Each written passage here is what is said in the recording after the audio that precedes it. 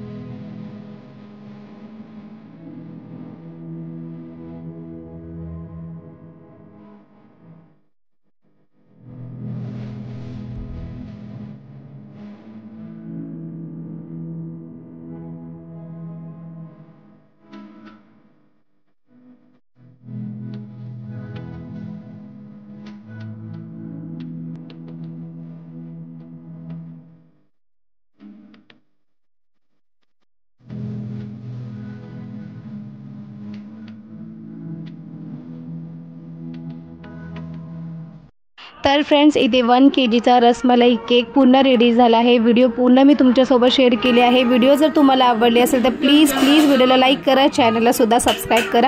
पुन्हा भेटू अशाच एका नवीन व्हिडिओमध्ये, तोपर्यंत बाय बाय।